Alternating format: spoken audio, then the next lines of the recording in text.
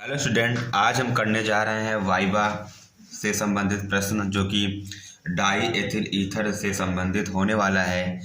Clear, die ethyl ether संबंधित होने वाला है। तो सबसे पहले हम फिगर के बारे में समझते हैं। क्लियर, सबसे पहले क्या इसके बारे में समझेंगे हम? फिगर के बारे में। तो यहाँ पर हमने क्या लिया? फ्लाक्स लिया, गोल पेंदी का फ्लाक्स। ये क्या है हमारा? गोल पेंदी का फ्लाक्स।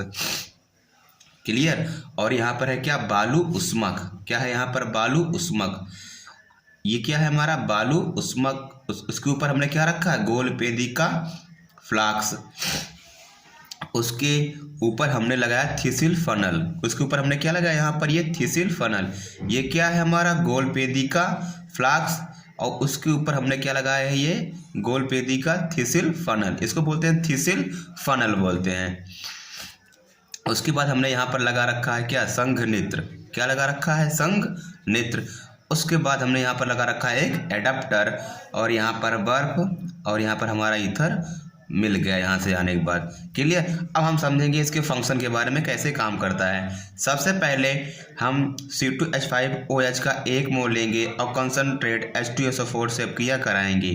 क्लियर। C2H5OH का 1 मोल और H2SO4 से क्रिया कराएंगे। अब क्रिया के बाद हमारा बनेगा एथिल हाइड्रोजन सल्फेट। क्या बनेगा? Ethyl hydrogen sulphate. उसके बाद फिर दूसरा मोल ये C2H5 का आएगा और यहाँ पर डाई एथिल ईथर का निर्माण हो जाएगा। क्लियर, डाई एथिल ईथर का निर्माण हो जाएगा। उसके बाद ये गर्म वाष्प के रूप में आएगा यहाँ पर संघनित्र में। ये क्या होगा? ठंडा हो जाएगा। उसके बाद ये इसकी स्टेट बदल जाएगी किसमें? लिक्विड में। उसके बाद आएगा कहाँ पर? एडाप्टर में। कहाँ पर आएगा? एडाप्टर में। एडाप्टर का काम क्या होता है? जो यहाँ पर ईथर बन चुका है वो वापस फिर न चला जाए, इसलिए यहाँ पर हम क्या लगाते हैं? एडाप्टर लगाते हैं। तो एडाप्टर की वजह से जो ईथर बन के यहाँ पर आ गया है वो ईथर वापस जा नहीं सकता। क्लियर। तो आएगा कहाँ पर? एडाप्टर में आएगा। एडाप्टर से आएगा कहाँ पर? हमने एक फनल लिया है। क्लियर, एक फनल लिया है। उसमें आएगा एक जार हमने लिया, उसमें आएगा ईथर। और ये किस प्रकार का ईथर है? ये अशुद्ध ईथर है।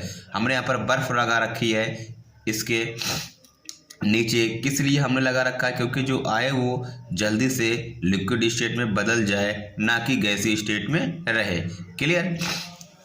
उसके बाद हम चलेंगे इसके क्वेश्चंस पर। तो पहला है, इसका अणुसूत्र क्या होता है? तो इसका अणुसूत्र होता है हमारा C2H5O C2H5। इसका अणुसूत्र C2H5O C2H5। आईयूपीएसी नाम इसका क्या होगा? Ethoxy ethane. Ethoxy ethane. Ethoxy ethane. और अविरत गुण। अविरत गुण किसे कहते हैं जानते हो? अविरत गुण में क्या होता है? बर्फ में रखने के कारण। बर्फ में रखने के कारण। और ये इसको एक्स्ट्रा H2SO4 की जरूरत नहीं पड़ती। इसको अतिरिक्त H2SO4 की आवश्यकता नहीं पड़ती, नहीं होती।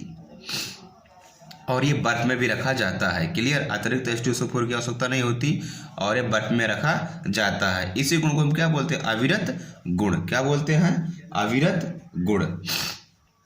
अब नेक्स्ट है हमारा क्वेश्चन नंबर 4, वाष्पशीलता। तो ईथर हमारा क्या होता है? वाष्पशील होता है। ईथर हमारा क्या होता है? वाष्पशील होता है। ये त्वचा पर पड़ने पर ठंडक प्रदान करता है। ये त्वचा पर पड़ने पर ठंडक प्रदान करता है। शुद्धिकरण। नेक्स्ट हमारा है शुद्धिकरण। तो शुद्धिकरण क्या करते हैं? शुद्धिकरण में हम सोडियम हाइड्रोक्साइड का उपयोग करते हैं। सोडियम हाइड्रोक्साइड का उपयोग करते हैं। किसका उपयोग करते हैं? सोडियम हाइड्रोक्साइड का। नेक्स्ट हमारा है क्वथनांक। नेक्स्ट हमारा है क्या? इसका क्वथनांक। इसका क्वथनांक जो है 34.5 सेल्सियस 34.5 सेल्सियस होता है। कितना होता है इसका क्वथनांक? 34.5 सेल्सियस होता है।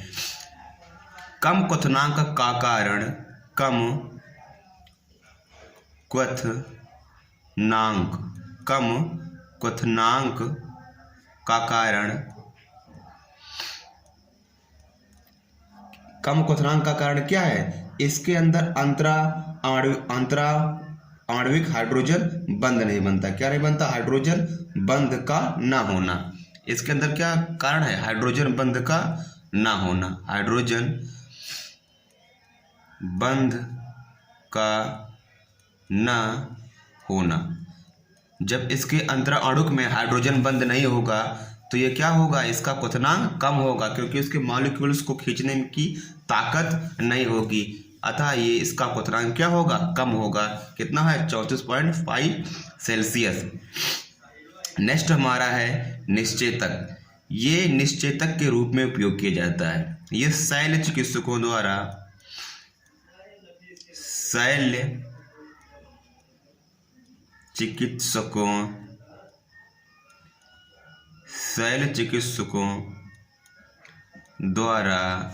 चिकित्सकों द्वारा इसका उपयोग निश्चेतक के रूप में किया जाता है। किसके रूप में? निश्चेतक के रूप में।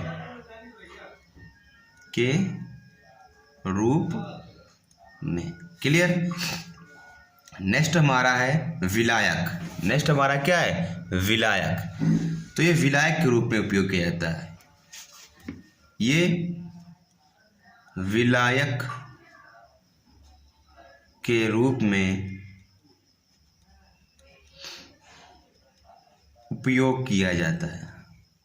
किसके रूप में उपयोग किया जाता है? ये विलायक के रूप में उपयोग किया जाता है। नेक्स्ट हमारा अनुपात।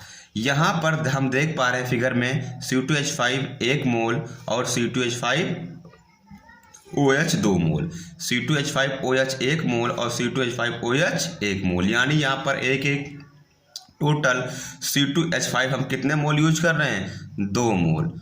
और H2SO4 1, यानी इसमें एथिल अल्कोहल और प्लस में H2SO4 का अनुपात जो होगा वो 2:1 अनुपात होगा। क्लियर? अब नेक्स्ट बारी आई प्राकृतिक। नेक्स्ट बारी हमारी किसकी आई? प्राकृत। तो ये काम करेगा हमारा। इसकी प्राकृति कैसी होती है? इसकी प्राकृति होती है क्षारीय। ये क्षारीय प्राकृति का होता है। ये क्षारीय प्राकृत का होता है। अब हम देखेंगे इसकी प्रयोगशाला विधि कैसे बनता है। सबसे पहले यहाँ पर H2SO4 C2H5OH से रिएक्शन करेगा तो यहाँ पर होगा हमारा, यहाँ पर C2H5OH minus plus H plus HSO4 minus. यहाँ पर क्या होगा? ये मिलकर बनाएगा यहाँ पर पानी और प्लस में C2H5, यहाँ पर लिख दे रहे हैं हम C2H5HSO4 एथिल हाइड्रोजन सल्फेट। फिर से हम क्या करेंगे? 1 मोल लेंगे किसका? C2H5OH का, C2H5OH का। यहाँ पर H प्लस SO4 माइनस। ये फिर से स्वतः क्या बन जाएगा? यहाँ पर H2SO4, उसके बाद में ये जुड़ जाएगा इस एल्किल ग्रुप के साथ, यानी C2H5O C2H5। ये हमारा इसका प्रयोगशाला विधि हुआ। यहाँ पर हमने तापमान कितना लिया है? 100 डिग्री सेंटीग्रेड। Thank you.